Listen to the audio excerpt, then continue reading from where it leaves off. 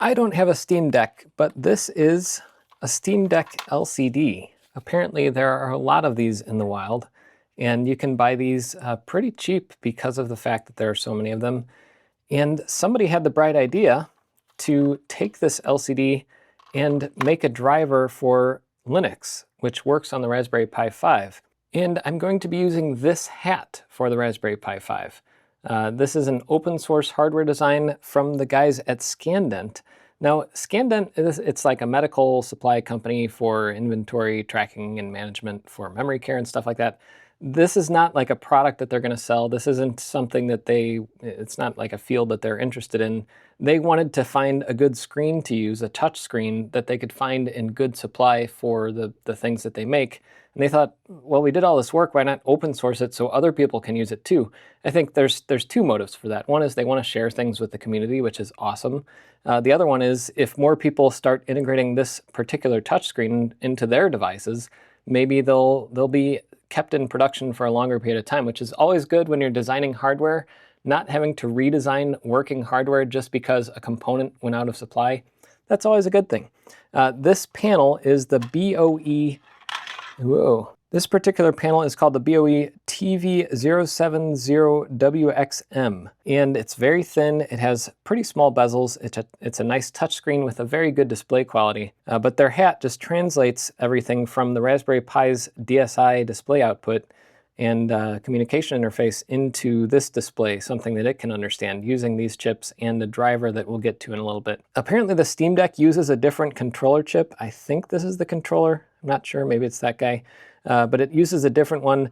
But this Texas Instruments part that they're using on here actually can do better dimming if you tune it correctly. And I'm not sure if that tuning will get into the Linux driver or not, but it would be cool if it does. And they have a patch that they're working on that will go straight into the Linux kernel, hopefully, for this guy. And even if it doesn't go into the Linux kernel, it's not the hardest thing in the world to recompile the kernel with their patch if you have a piece of hardware that you want to use this with. Anyway, that's our goal today. They have a little assembly guide to put this together with this little bracket.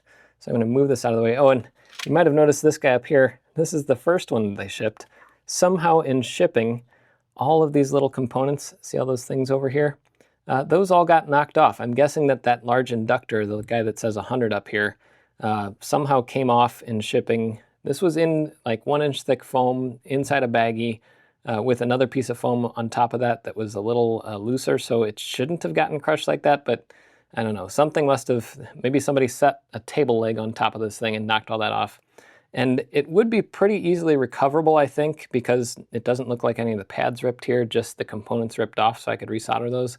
But one of the pins inside of this ridiculously fragile little display connector got ripped out, and this little flip connection thing got popped off. So trying to get that together, that's beyond my capabilities. But I might try it at some point. I don't know. I'm going to keep this all together separately in case I ever want to try to get another one of these little hats working. But they were gracious enough to send another one of these prototypes.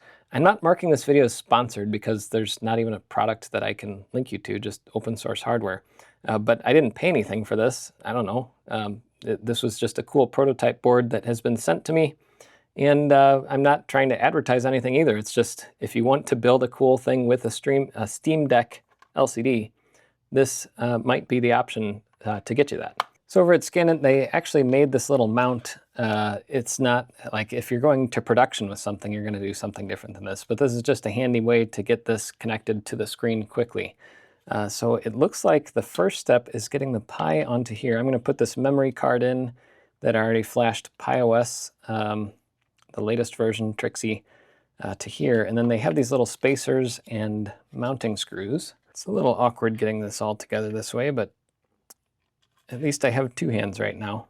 I mean, honestly, this is about how most hats are installed. You just have a random assortment of screws, and then you kind of got to adapt it to your use case. If you don't have this little backing board, you'd have to figure out some other solution to put these on. These are the things that I normally cut out of my main channel videos because who wants to watch somebody fumble around with screws for 5 minutes trying to get something put together? Okay, and then we have these cables, little flat flex connectors, FFCs. And one of them goes to the Pi, the shorter one, I believe. Let's see. And I'll just choose this first connector here. On the Pi 5, these connectors, I believe, are identical in terms of you can use either one with displays or cameras.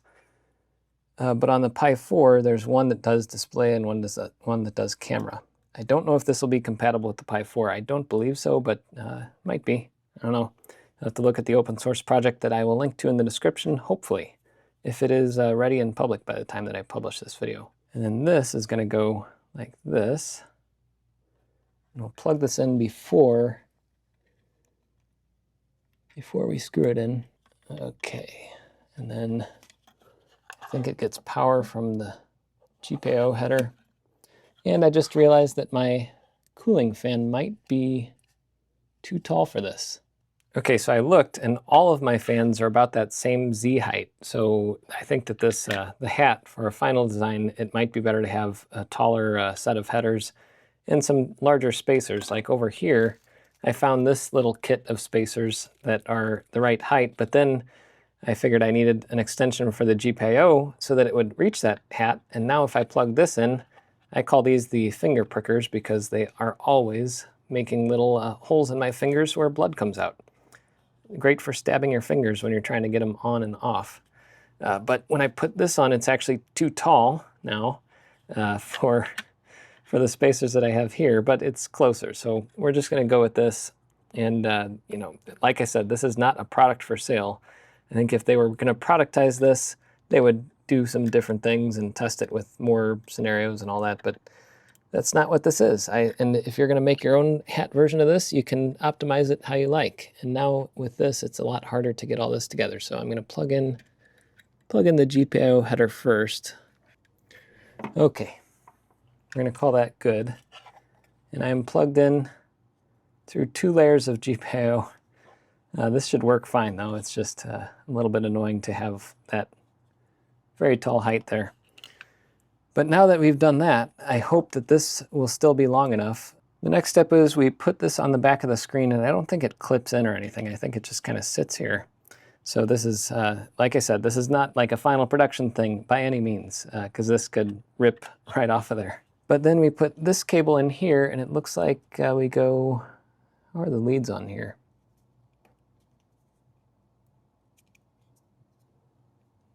Just like that.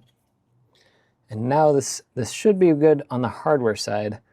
We're going to see how the software goes once I boot this Pi up, which I will have to get a power plug because I don't have a USB-C power plug over here. And you're definitely going to want to use the Pi 5-volt, 5-amp power adapter because this screen needs a good bit of power to run correctly.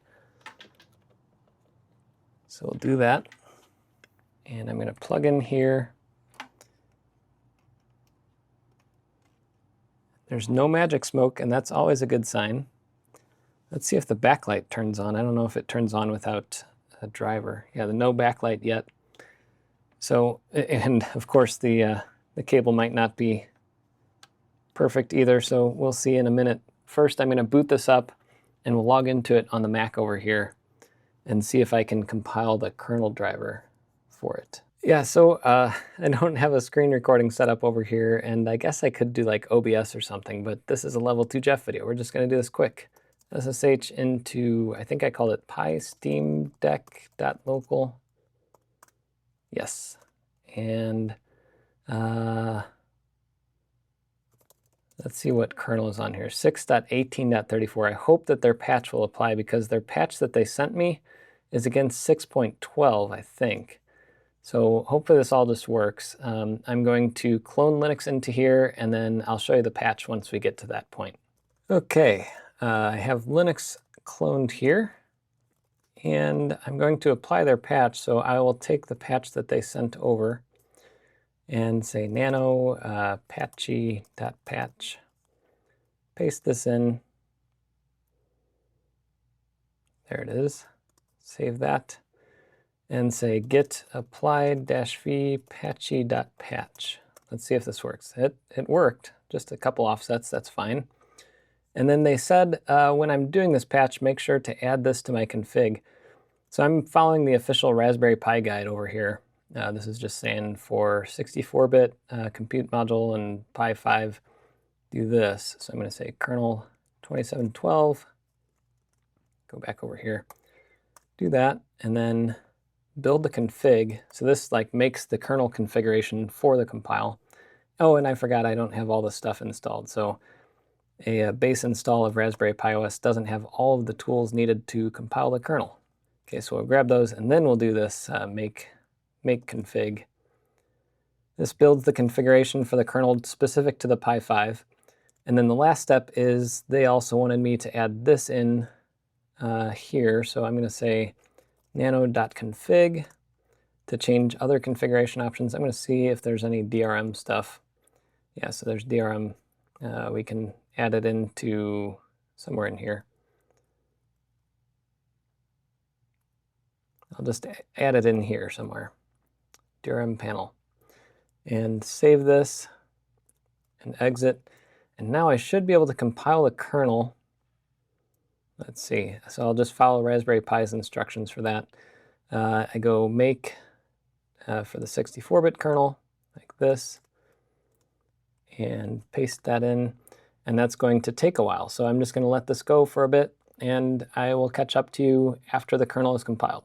Okay, so kernel is recompiled. Now I also need to set a few options in the config.txt. So I'll say sudo nano boot firmware config, and I'll add these options at the bottom under all and save that. And then there's also a config file for X11 that I should add in here. Although I'm not sure if this will work on, I think it's using Wayland by default, so we might have to switch to X11. So we'll say sudo raspi config, and is it under interface? No. Advanced.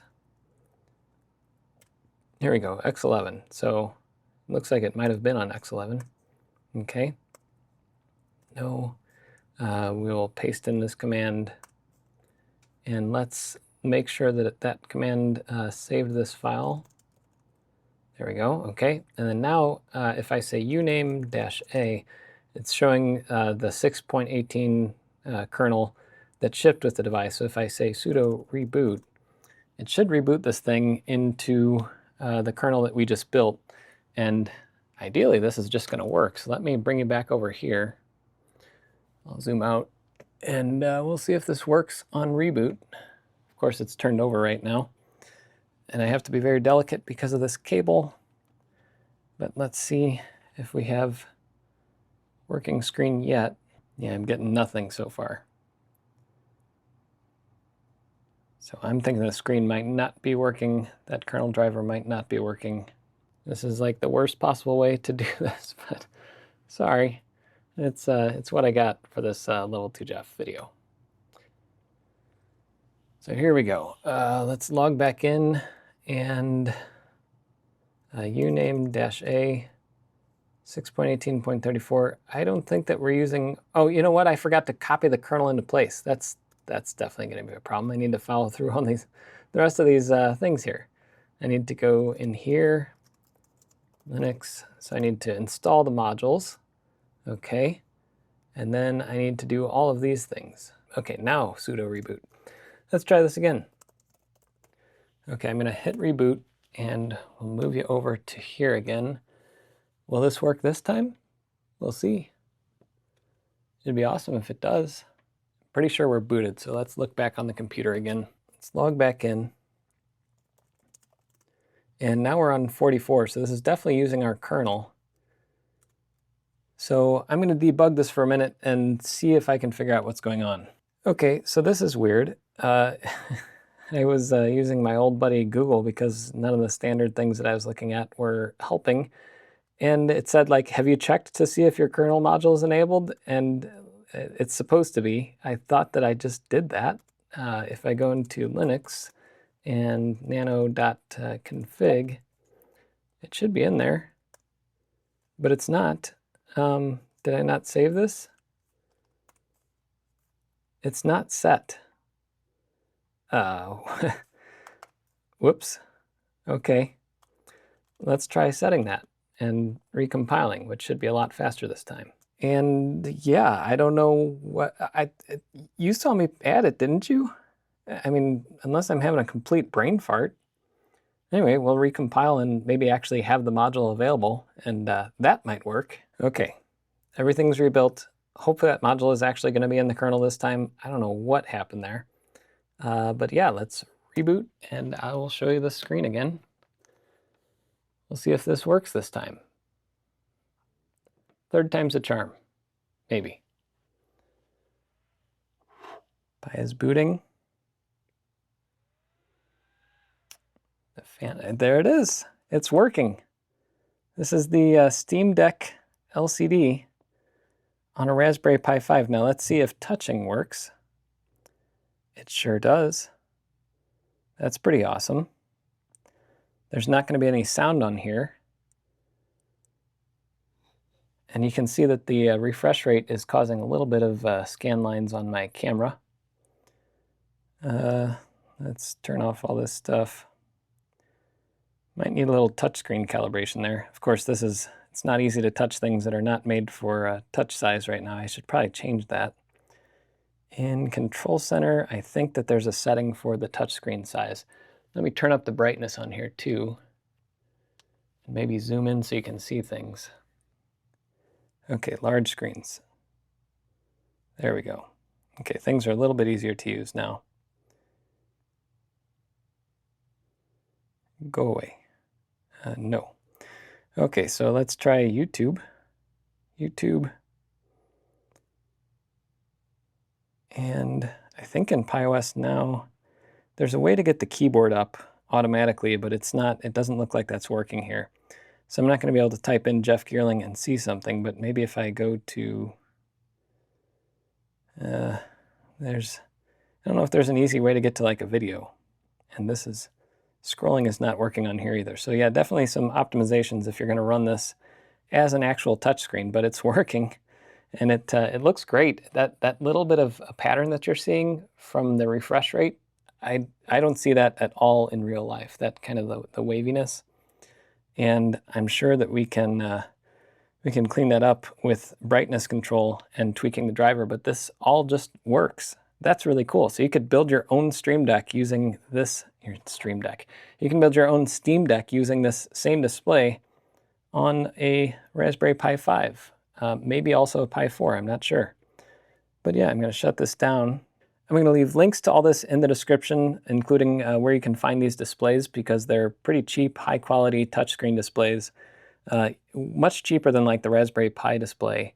And of course, this is early days, so full support for every feature and dimming and all that might not be there yet. But that was pretty cool. If you are not like me and you don't do the wrong thing like 3 times in a row, this should just work out of the box. And eventually, if we can get the driver into Linux, that driver support can be backported into PiOS pretty quickly. And then you could just build whatever Pi stuff without having to do that kernel recompile that I had to do. So glad I got this working today. I'm going to email the guys back from Scandent and tell them that it all worked flawlessly. And yeah, I hope the community runs with this and we can see some cool projects built using the Steam Deck LCD.